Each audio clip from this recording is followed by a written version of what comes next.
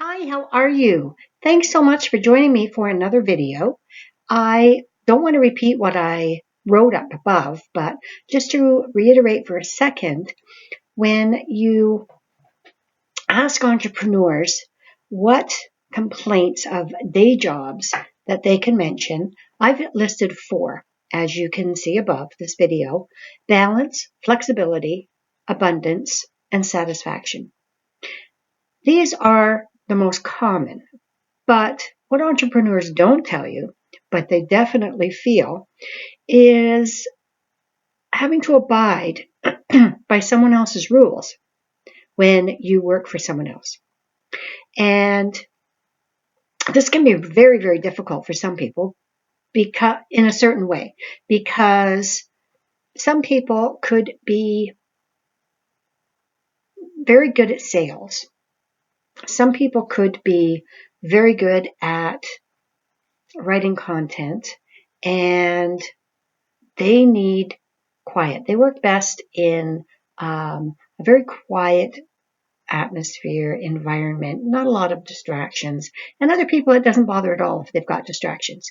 Well, if you work for someone else and say they decide that the culture of their business is open concept, then you could have desks on either side of you. You could have phones ringing, people talking. And that can be very, very difficult for some people. So some people, let's say you decide, okay, I don't want to do this anymore. I want to make my own rules. I don't want to have to ask, oh, okay, is it okay if I take this week off in July? You want to be able to just say, you know what, I'm taking next week off and I don't have to worry about it. Well, in order to do that, there are 5 steps to your journey for business and life success when you decide to step away from the corporate world. And I'm not talking about logistics. I'm not talking about you need a name for your business and you need a license and so forth. I'm talking of other types of steps. Step number 1 is know your personality. And I'd like to ask you a question. How well do you know your personality? How well do you know yourself? Do you know what makes you tick? This is so important to get an idea. As I said earlier, you may be great at sales. You may love to be a social butterfly and really do well being around other people. And someone else may, I just want to be alone. I want to write what I need to do, sell, but I'm not good at networking. I'm not good at being around a large group of people. And that would be fantastic and not a problem if your business only encompassed one task. But we know that's not true. We know that you have to wear many hats when you're an entrepreneur. And you have to be able to know about your personality and know what type of person you are and what you have to do in order to succeed at all the different aspects in your business, even the ones that you're uncomfortable with. So step 2. Step 2 is discover your core values. And you have an idea of what your core value, you know what your values are. But sometimes have you ever met someone and for the very first time, and there's something about that person that just rubs you the wrong way? I don't know what it is about them, but there's just something that just doesn't sit right. And at the other end of the spectrum, you could meet someone for the first time and get along famously and think, oh my gosh, we've got so much in common and I would love to work with this person. I would love to get to know this person better. Well, these are your core values at work. You may not realize it, but intuitively, you are getting an idea that, oh, okay, the first type of person or situation I mentioned, your core values aren't in alignment. Intuitively, down the road you're going to butt heads. There's just something not right. And the same goes for the second situation I mentioned. Obviously, your core values are aligned. And knowing this will allow you to move forward in relationships much quicker and much more successfully. Step 3. Are you a lion or are you a wolf? Now, I know you've all heard the saying, the early bird gets the worm. But how many of you have also heard the second mouse gets the cheese? Think about it. It's true, right? It goes without saying that that poor first mouse is not going to get that cheese, but if you come after that mouse, hey, you get a meal and you don't have to worry about it, right? So what does this mean? Well, one of the many aspects of the early bird catches the worm, right? How many hours of sleep do you need? Go to bed early, the merits of going to bed early, rise and shine, blah, blah, blah. Well, some people need 10 hours of sleep a night in order to get up in the morning and be able to perform and be productive for the day. And some people need 5 hours a night.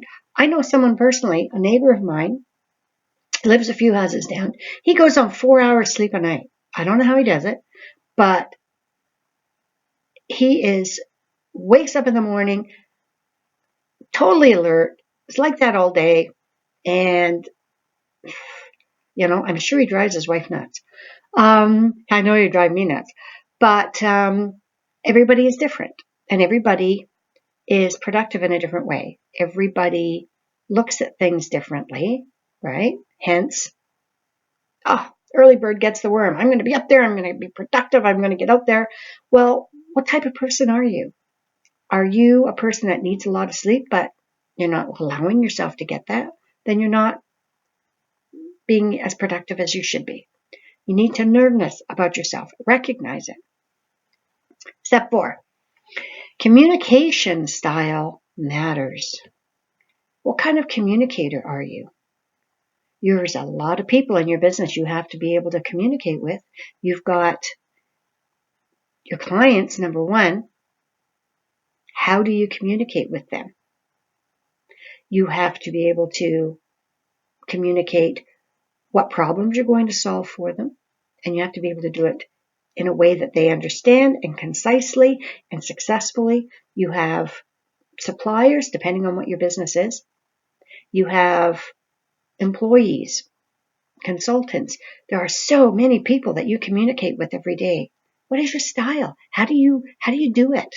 You need to know that about yourself. Step 5. Micromanage is not a dirty word, honestly. What kind of manager are you? You can be a micromanager and still be very successful. Other people say, oh my gosh, they micromanage me and they're out and they're asking me questions constantly. They won't leave me alone to do my job. Well, step 4 and step 5, they kind of coincide, right? If you're a micromanager, how do you communicate that to someone that you work with without antagonizing them? How do you communicate that? You have to first of all learn, what kind of manager are you? What's your management style? These are all crucial steps in your journey. Now I have another question for you. Did you notice what all of these steps have in common? No? I'll give you a hint. Look above the video. What does it say? It's all about you. You have to know you in order to be successful in both business and life. How are you going to be able to successfully navigate blocks and obstacles in your path if you don't know what they are? If you can't figure out why you do what you do, you need clarity. You need to be able to realize, are you a procrastinator? Are you a perfectionist?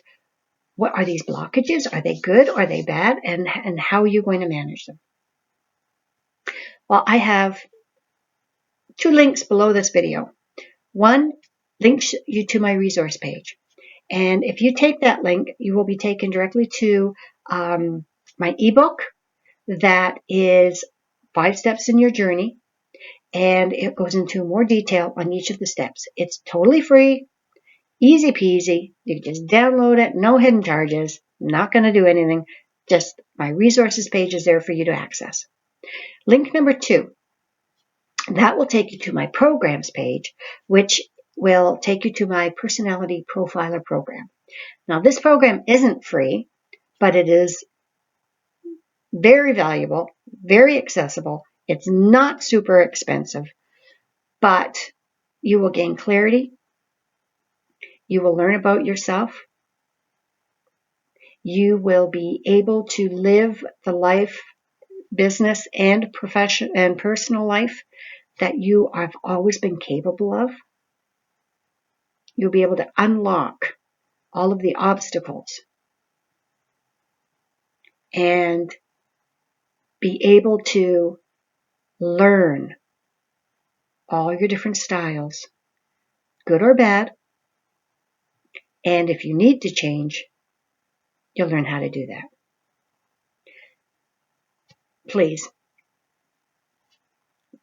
click on one, click on both, take a look at them, and I hope that you will get as much out of them as I got writing them, because I sure learned a lot about myself too, let me tell you.